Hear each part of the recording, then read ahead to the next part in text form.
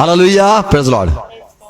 સગળાનું સ્વાગત કરે છે પ્રભુ ઈસુ ખ્રિસ્તના નામમાં. ફરીથી પ્રભુને આ સંગત આપી આપણે પાઉલના પત્ર અને સંતોના નવા કરારના જે પત્રો છે જે લખાયા છે એમાં સંતો સમજાવે છે, પવિત્ર આત્મા શું કહેવા માંગે છે આપણે સમજવા માંગીએ છીએ. આ તીતસને પત્ર પાઉલ લખે છે, પહેલો અધ્યાય તેની 15મી કલમ. શુદ્ધોને મન સગળું શુદ્ધ છે, પાઉલ કહે છે શુદ્ધોનું જે મન છે એમને માટે સગળું શુદ્ધ છે, પણ ભ્રષ્ટ તથા અવિશ્વાસીઓને મન પણ જે લોકો ભ્રષ્ટ છે, જે લોકો અવિશ્વાસી છે, કંઈ પણ શુદ્ધ નથી. એમના મતે એમના મને કંઈ પણ શુદ્ધ નથી. તેઓના મન તથા અંતકરણ અને તેઓના મન તો અને અંતકરણ તો ભ્રષ્ટ થયેલા છે. ભ્રષ્ટ થયેલા છે. તો શુદ્ધોને મને સગળું શુદ્ધ છે, અને જે ભ્રષ્ટ લોકો છે તેઓના માટે તો બધું જ ભ્રષ્ટ છે, ખરાબ જ છે, ખોટું જ છે. તો આ પાઉલ શું સમજાવવા માંગે છે આપણે એને અભ્યાસ કરીએ, એ પ્રાર્થના કરીએ, આપણી આંખો બંધ કરીએ, પ્રભુનો આભાર માનીએ, પવિત્ર આત્માની મદદ માંગીએ. પિતા, અમે ખ્રિસ્તમાં નમીએ છીએ આજના સંગત માટે, આજના દિવસ માટે આભાર માનીએ છીએ. આ વચનો ને વાંચવા, સાંભળવા, મનન કરવા માટે આવ્યા છે. મદદ કરો, સહાય કરો પવિત્ર આત્મા. પાઉલે તમે જે લખાયું છે પાઉલ દ્વારા એ અમે સમજવા માંગીએ છીએ. અમારે સાંભળતા કાન, સમજુક મન, દેખતી આંખો આપો અને તમારા બી અમારામાં વાવો. પ્રભુ ઈસુ ખ્રિસ્તના નામમાં પ્રાર્થના છે, amen. Praise lord. Good morning. Hallelujah. તો આ તીતસને પાઉલ પત્ર લખતા એ પ્રમાણે કહે છે, તીતસ 1:15 કે શુદ્ધોને મને સગળું શુદ્ધ છે. અને બીજું કહે છે જે અવિશ્વાસી છે, જે ભ્રષ્ટ છે, એ તો બધા ભ્રષ્ટ જ છે, એ લોકો અશુદ્ધ લોકો છે, અને એમના મતે, અશુદ્ધના વાતે, અશુદ્ધના વિચારો, અશુદ્ધની વાતો, અશુદ્ધનું મગજ, અશુદ્ધનું મન, અશુદ્ધનું હૃદય, અશુદ્ધની જે કંઈ છે એની સમજણ એ બધી જ નકામી છે અને એ બધી અશુદ્ધ છે. પણ જે શુદ્ધ છે તેઓના માટે બધું જ શુદ્ધ છે. તો ઈશ્વરની નજરમાં શુદ્ધ શું, ઈશ્વરની નજરમાં અશુદ્ધ શું? અહીંયા જ્યારે પાઉલ કહે છે સઘળું શુદ્ધ છે, શબ્દ વાપરે છે, શુદ્ધોને મને સઘળું શુદ્ધ છે. તો આ સઘળું શુદ્ધ શું છે?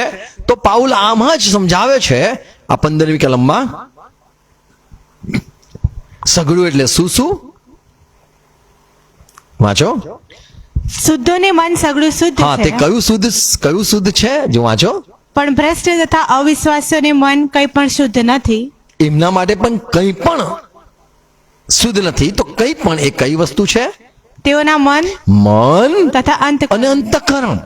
તો આ મન ને અંતકરણ એ બધું જ શુદ્ધ છે. જ્યારે પાઉલ વાપરે છે શુદ્ધોને મને સઘળું શુદ્ધ, એટલે મન ને અંતકરણની વાત કરે છે. તે વાત તો બધું શુદ્ધ જ છે. શુદ્ધ અને મને બંને વસ્તુ શુદ્ધ છે. અંતકરણ શુદ્ધ અને મન પણ શુદ્ધ. અંતકરણ ને મન શુદ્ધ છે, પણ જે અશુદ્ધ છે, જે ભ્રષ્ટ છે, એમના મતે તો એમનું અંતકરણ કે એમનું મન કહો, એમના વિચાર કહો કે એમના નિર્ણયો કહો, એમનું પ્રેરક બુદ્ધિ કહો કે એમનું હૃદય કહો, એ બધું જે અંદરનું છે એ બધું જ અશુદ્ધ છે. શુદ્ધોને મને તો અંતકરણ પણ શુદ્ધ, મન પણ શુદ્ધ, એમના વિચારો પણ શુદ્ધ. Praise lord.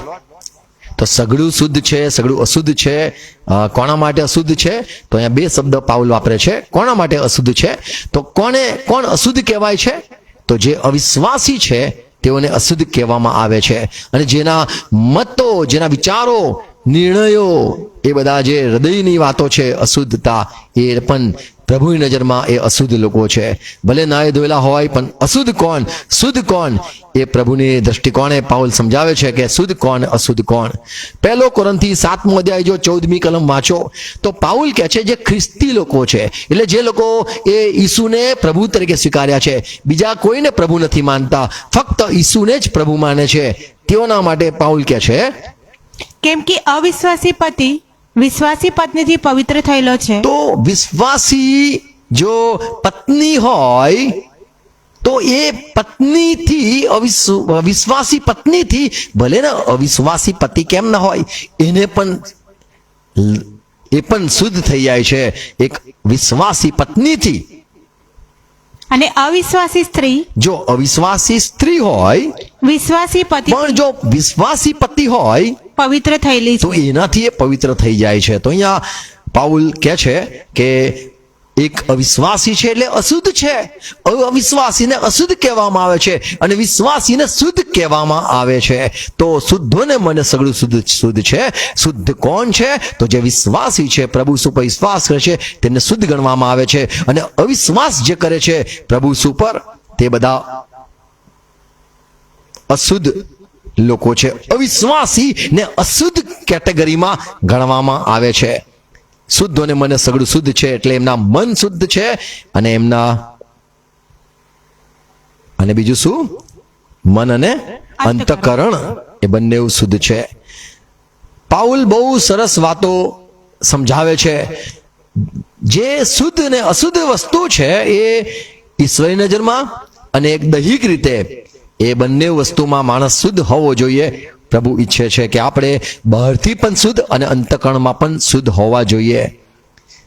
બધા શુદ્ધ નથી. એટલે કોણ? જે લોકો અવિશ્વાસી છે, પ્રભુ ઉપર વિશ્વાસ નથી કરતા, તે બધાને ખ્રિસ્તી લોકોએ અશુદ્ધ સમજવા જોઈએ. અરે દૂર રે, અશુદ્ધ એવું કરવું જોઈએ. અને જે વિશ્વાસી છે તેને આ ગલે લગ જા એવું કહેવું જોઈએ.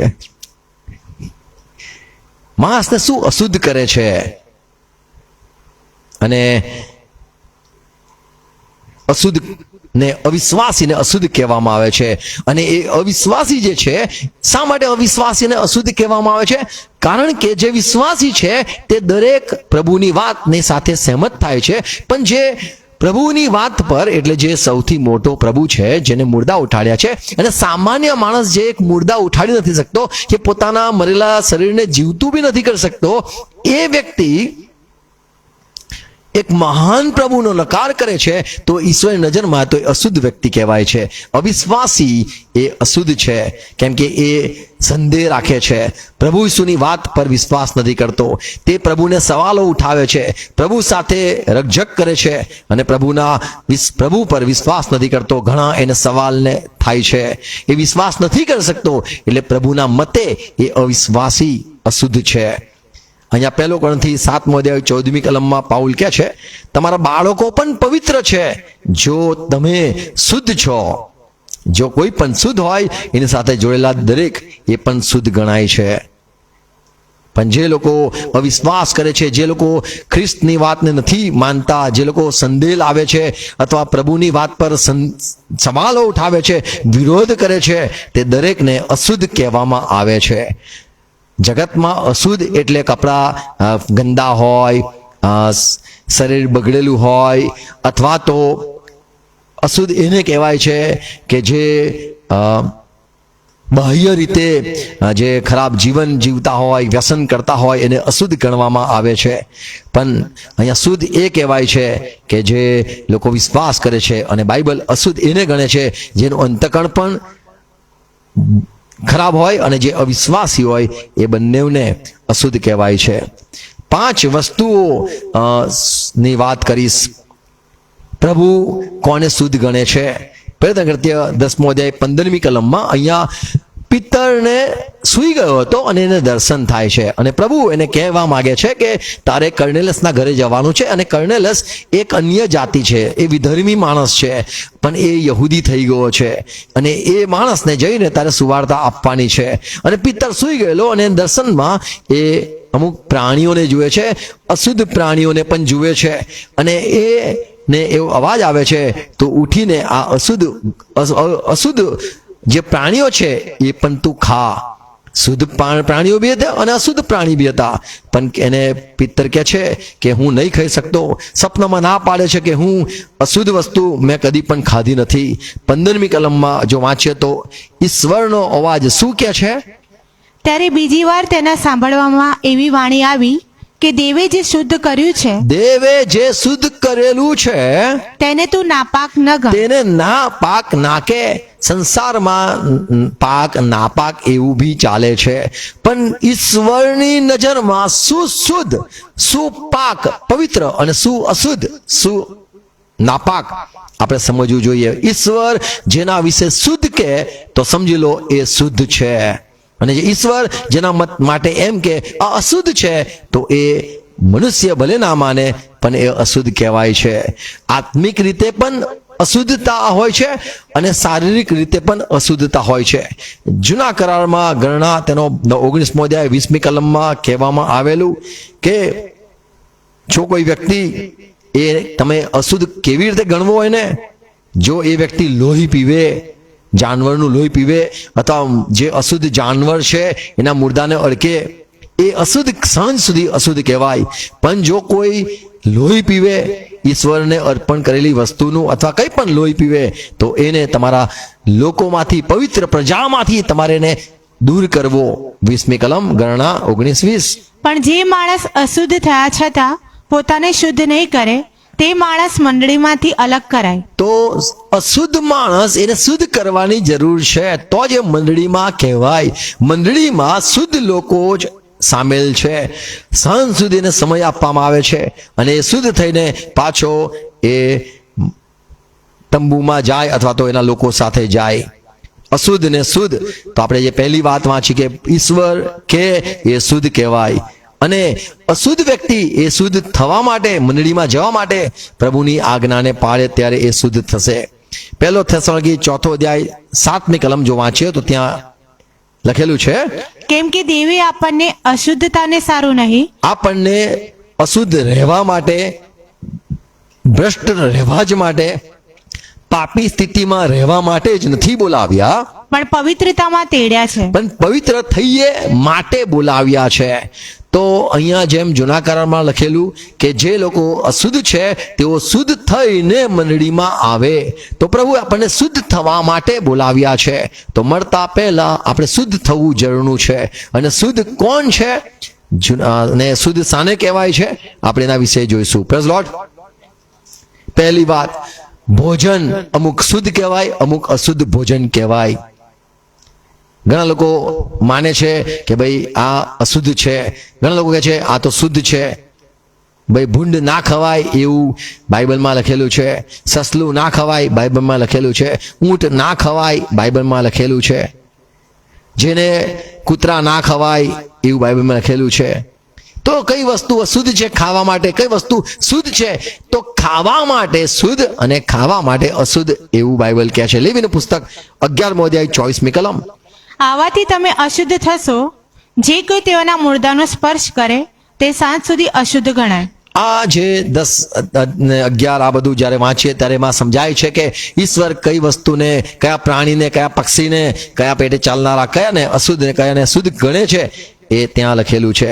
પણ તમે અશુદ્ધ કહેવાશો જો આ બધું ખાશો અથવા તો એના મુર્દાને પણ અડકશો.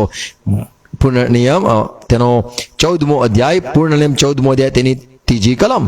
તું કોઈ અમંગળ વસ્તુ ન ખા. તું અમંગળ વસ્તુ ન ખા. તો અહીંયા આજ્ઞા હતી કે અશુદ્ધ વસ્તુ નહીં ખાવી, પણ પિત્તળને પ્રયત્ન કરતે 10મા અધ્યાયમાં 14મી કલમમાં પિત્તળને કહેવામાં આવ્યું ખા. ત્યારે કહે છે હું નથી કહી શકતો, મૂસાએ ના પાડી છે કોઈ પણ અશુદ્ધ અમંગળ વસ્તુ તારે ન ખાવી.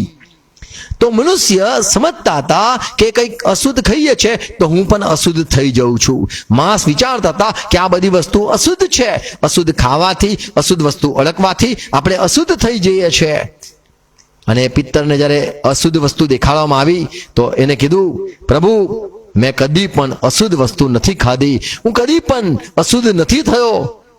તો મનુષ્ય વિચારે છે કે ખાવાથી માણસ શુદ્ધ થાય છે અને ના ખાવાથી, એવું અશુદ્ધ વસ્તુ, અમંગળ વસ્તુ ન ખાવાથી માણસ પવિત્ર રહે છે.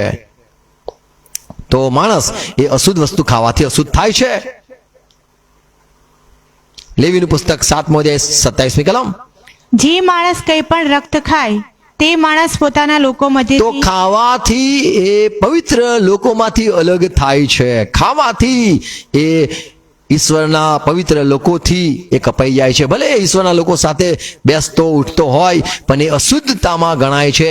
એ વ્યક્તિ બહારથી અશુદ્ધ જ કહેવાય છે, કેમ કે એને સારા મને લોહી પીધું છે, એનું અંતઃકરણ તો એકદમ સાફ છે પણ એને લોહી પીધું. લગ્ન પછી બી ઘણા લોકો પીતા ટેવ હોય છે એમને લોહી પીવાની. અહીંયા કે છે લોહી પીવે જાનવરનું તો એને અશુદ્ધ કહેવામાં આવે છે. તો ખાવાથી માણસ અશુદ્ધ થઈ શકે છે. લેવી 17મો અધ્યાય 10મી કલમમાં લખેલું છે, કદાચ અન્ય જાતિ, અવિશ્વાસી માણસ અથવા તો ઇઝરાયલનો વતની નથી એવો પાપી માણસ અથવા તો ઇઝરાયેલી ભલે કેમ ઇઝરાયેલ ના હોય, જો એ પણ લોહી પીવે કે લોહી ખાય તો એને સમાજમાંથી અલગ કરવાનો એવો નિયમ હતો. 17મો અધ્યાય તેની 10મી કલમ. અને ઇઝરાયલના ઘરમાંનો અથવા તેઓ મધ્યે પ્રવાસ કરનાર એ પરદેશીઓ પરદેશી કેમ ના હોય? એવું નહીં કે ઇઝરાયેલી તે લોહી પીધું તો તું તો પવિત્ર જ રહ્યો. અને ઇઝરાયેલી બી પીવે કે પરદેશી પણ લોહી પીવે એ અશુદ્ધ કહેવાય અને એને સમાજમાંથી દૂર કરવાનો એવો નિયમ હતો. તો માણસ અશુદ્ધ કેવી રીતે થાય છે? ખાવાથી થાય છે. જો તમે લોહી પીવો છો તો અશુદ્ધ છો. તમે અશુદ્ધ ખાવ છો તો બી તમે અશુદ્ધ જ થાવ છો અને અશુદ્ધ જ તમે કહેવાઓ છો. ઈશ્વરની નજરમાં તમે બહારથી પણ અશુદ્ધ થાવ છો અને તમે જ્યારે અંદરના બી પાપ છે એવી રીતે બી માણસ અશુદ્ધ થાય છે. નિર્ગમન તેનો 34મો અધ્યાય 26મી કલમ. તારી જમીનનું પહેલું પ્રથમ ફળ તું યહોવા તારા દેવના ઘરમાં લાવ. તું બકરીનું બચ્ચું તેની માના દૂધમાં બાફીશમાં. તો લોહી અને સાથે મટન એ બાઇબલ મના કરે છે. યહૂદી પણ એ પ્રમાણે માને છે કે દૂધના સાથે મટન ન ખવાય. એ અને એનાથી જે વિજ્ઞાન બી ઘણીવાર આપણને કદાચ ખબર હોય તો જે આપણું હૃદય કદાચ કહીએ કે બહુ જ બળતરા થાય અને બની શકે આપણને એવા રોગો પણ થાય, ગેસ પ્રોબ્લેમ પણ થાય. પચવા માટે બંને વસ્તુ અઘરું છે, કારણ કે જે મટન છે અથવા તો જે મીટ છે એ તમને વધારે કદાચ એમાંથી તમને પ્રોટીન વધારે પડતું મળે અને જે દૂધ છે એમાં વધારે પડતું ફેટ, ગુજરાતી ખબર નથી પડતી મને, ચરબી વધારે હોય અને એ ડાયજેશન સિસ્ટમ એટલે આપણા ખાવાના તંત્ર જે છે, યંત્ર કહીએ છીએ, એમાં પાચન શક્તિમાં એ બહુ ભારે પડે છે અને એટલા માટે દૂધની સાથે આવો ભારે ખોરાક, દૂધ બી બહુ ભારે હોય છે, એને બી પચતા 4-5 કલાક થાય છે અને મટન ખાતા બી એને બી પચતા ઘણો સમય લાગે છે અને માણસને પેટ બહુ ભારે ભારે લાગે છે. આ બંને પેટમાં જઈને એ બંનેને ઓગળતા ઘણો સમય લાગે છે અને એનું બધું જે જુદું કરવું છે બહુ અઘરું પડે છે અને એટલા માટે બાઇબલ આ મના કરે છે કે તું દૂધની સાથે મટન ન ખાતો.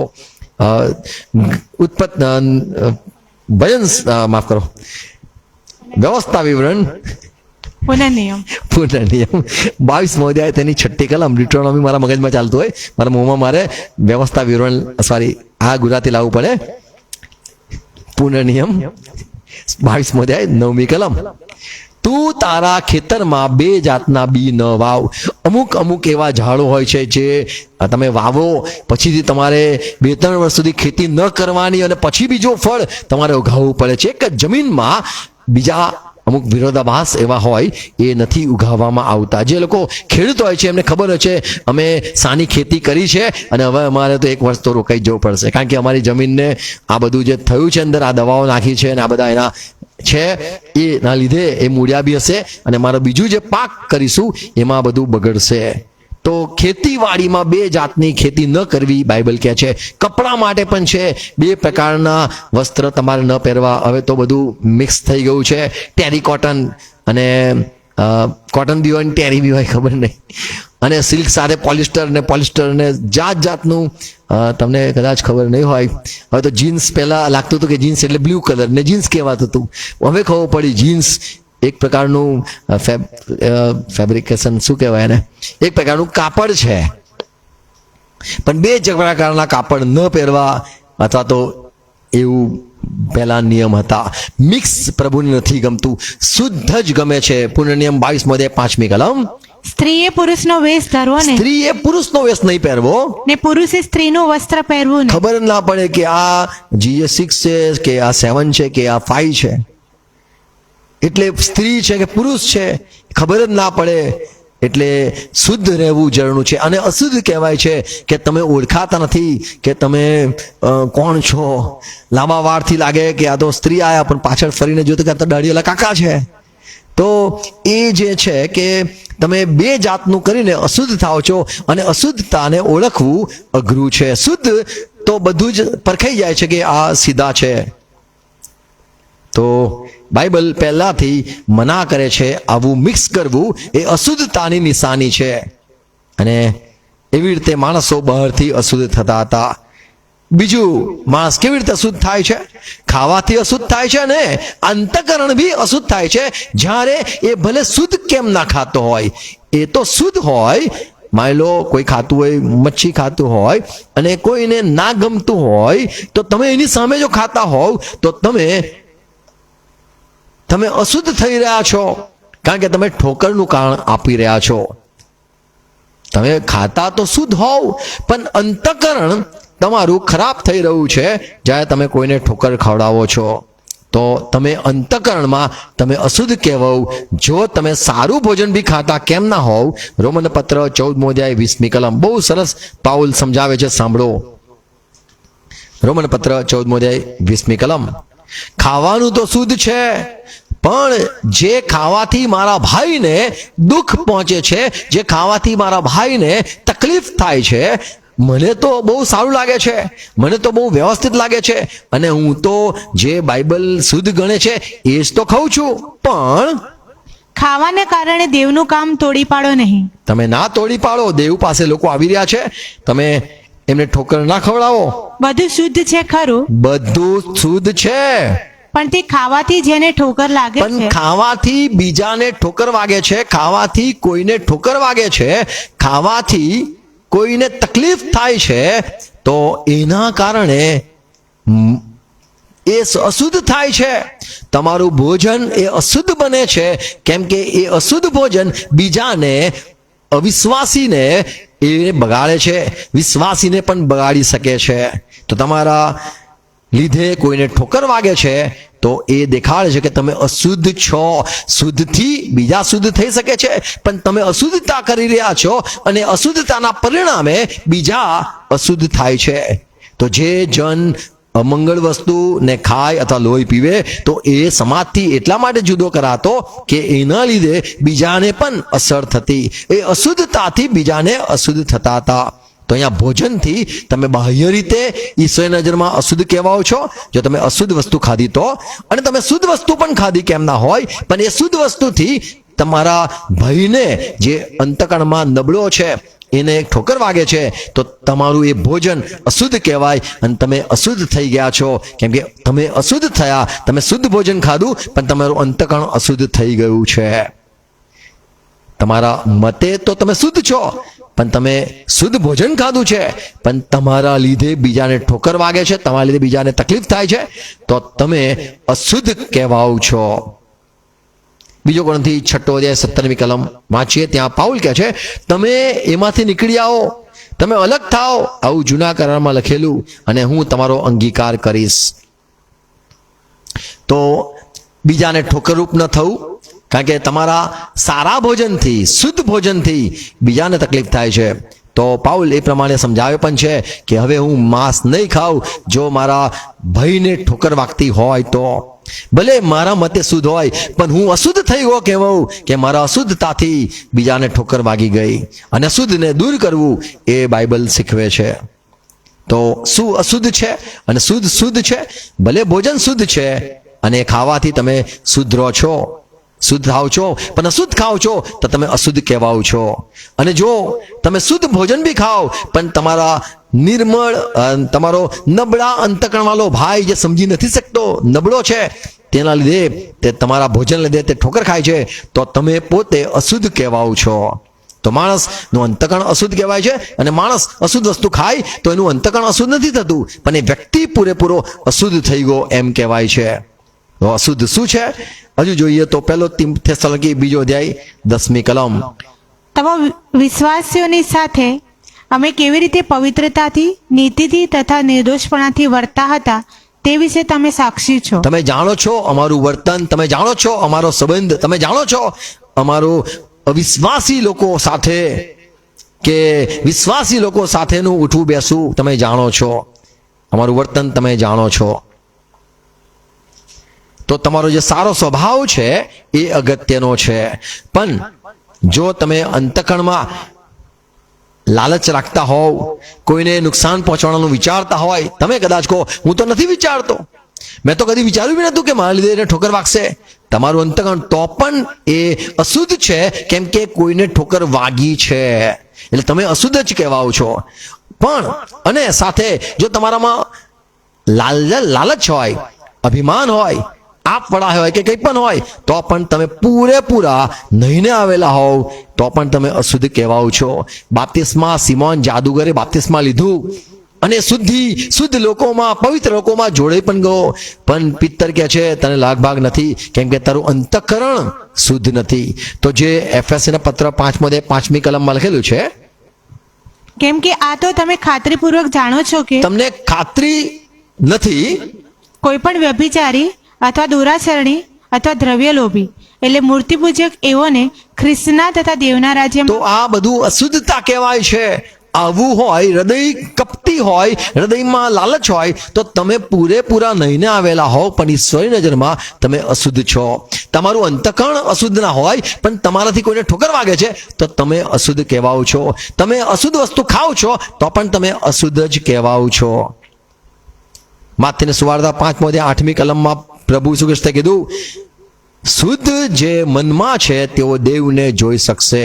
તીતસ 2:5 જો વાંચીએ. અને પ્રભુની વાતની નિંદા ન થાય હા. માટે તેઓ તેમને મર્યાદાશીલ, પતિવ્રતા, ઘરના કામકાજ, તીતસ 2:5 હા વાંચો. માયાળુ થવાનું તથા તેમના પતિને આધીન રહેવાનું સમજાવે. પહેલો તેની બીજો 5મી કલમ એ જ છે શબ્દ, પણ આમાં છે આપણે મર્યાદાશીલ. મર્યાદા સહિત.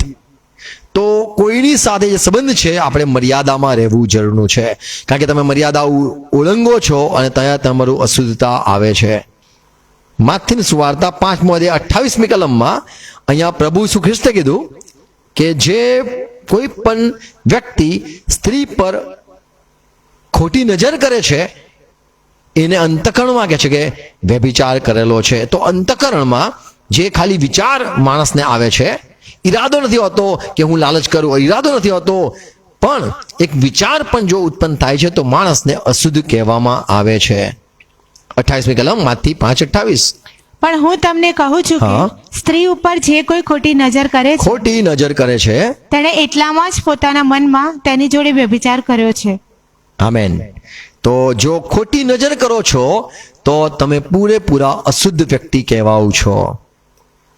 તો જે મન અશુદ્ધ છે તેઓ દેવને જોશે. 1 કોરિન્થી 7:34મી કલમ. તેમજ પરણેલી તથા કુંવારી સ્ત્રીમાં પણ ફેર છે. હા. જે પરણેલી નથી તે પ્રભુની વાતોની ચિંતા રાખે છે કે તે શરીરમાં તથા આત્મામાં શરીરમાં અને આત્મામાં પવિત્ર શુદ્ધ થાય. અથવા પવિત્ર રહે. તો શરીરમાં તમે શુદ્ધ અને આત્મામાં શુદ્ધ રહેવા જરૂરના છે.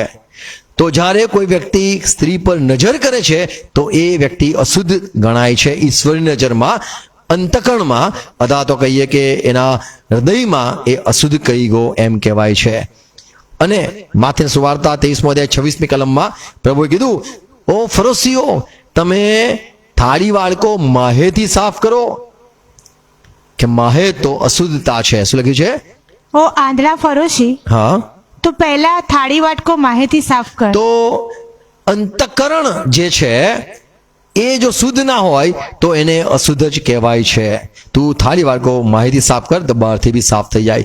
તો એક વ્યભિચારી એક અંતઃકરણમાં હોય તો એને અશુદ્ધ કહેવાય છે, અને બહારથી પણ ક્રિયા કરતો હોય એ પણ અશુદ્ધ કહેવાય છે.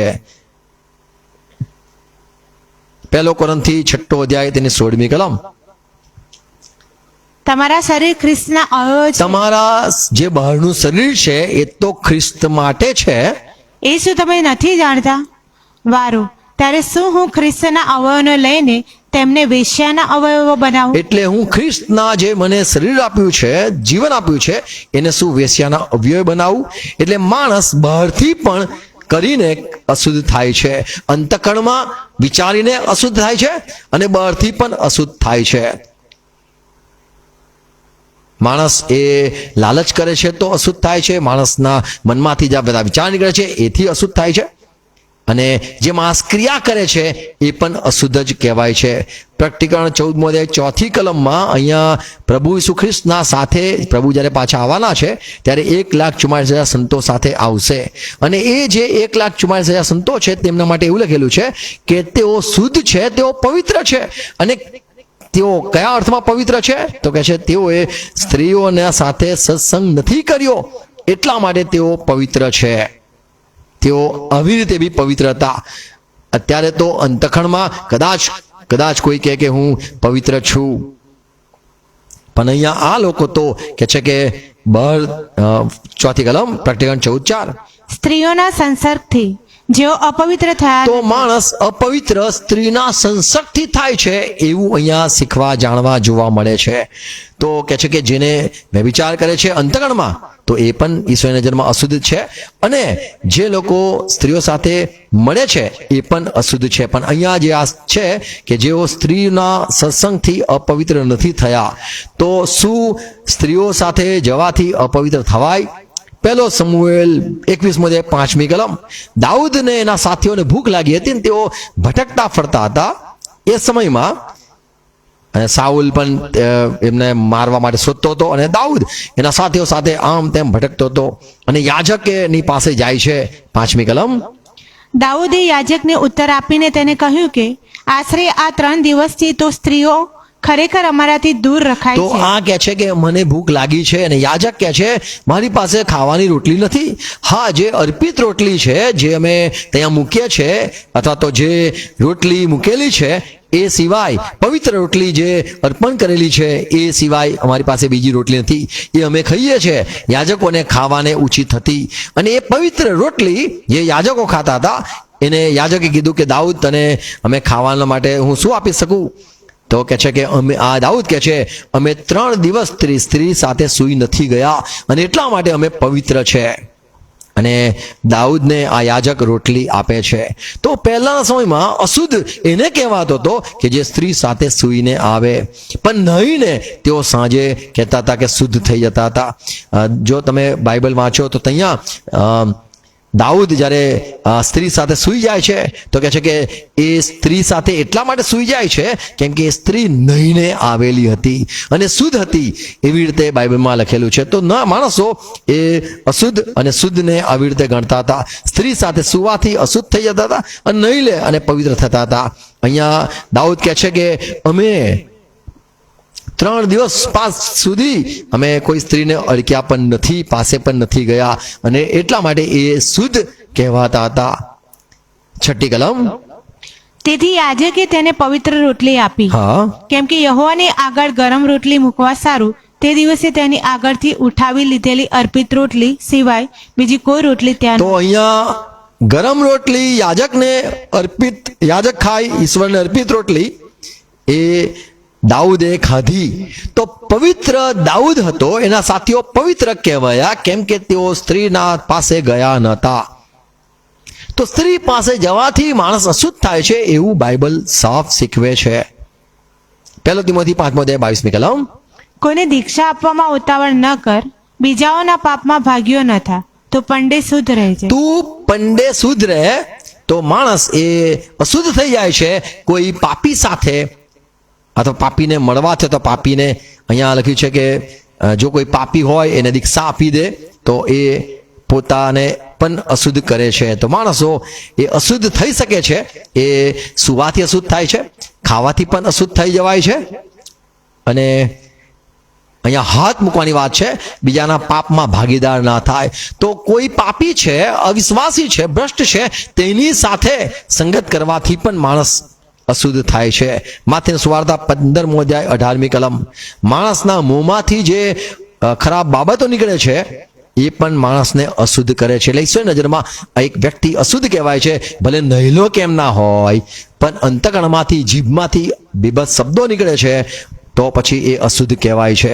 તો માણસ બોલે છે ત્યારે અશુદ્ધ કહેવાય છે, અને માણસ એ ભલે ધોયેલો હોય, નહેલો હોય, પણ એ અંતકરણમાં અશુદ્ધ હોય. ભલે માણસ સારું ખાતો હોય, શુદ્ધ વસ્તુ ખાતો હોય, પણ બીજાને ઠોકર વાગતી હોય તો માણસ અશુદ્ધ કહેવાય છે. અને માણસ જો ખરાબ, અશુદ્ધ, અમંગળ વસ્તુ ખાતો હોય, લોહી પીતો હોય, તો પણ ઈશ્વરની નજરમાં એ અશુદ્ધ જ કહેવાય છે. માણસ જો સ્ત્રી પાસે જાય છે તો એ અશુદ્ધ કહેવાય છે, બહારથી શરીરમાં અશુદ્ધ કહેવાય છે. અને જો માણસ એ અંતકરણમાં સ્ત્રી માટે વિચારે છે તો એ અંતકરણમાં અશુદ્ધ જ કહેવાય છે. બીજી એક બાબત, છેલ્લી બાબત જોઈએ, 1 કૃત્ય 10:28 કલમ. પણ તેઓને કહ્યું કે તમે પોતે જાણો છો કે બીજી કોમના માણસની સાથે સંબંધ રાખવો અથવા તેને ત્યાં જવું એ યહૂદી માણસને ઉચિત નથી. તો યહૂદી માણસની આ સમજણ હતી કે જે લોકો અવિશ્વાસી છે, જે બીજા ધર્મના લોકો છે, એમની પાસે અમે નથી જતા. એ લોકો શુદ્ધ રહેતા હતા અને શુદ્ધ માનતા હતા. બીજાની સાથે મળવું, અવિશ્વાસ સાથે મળવું, પાઉલ કહે છે પહેલો કોરિન્થી 15મો અધ્યાય 33મી કલમ, શું તમે નથી જાણતા? શું છે?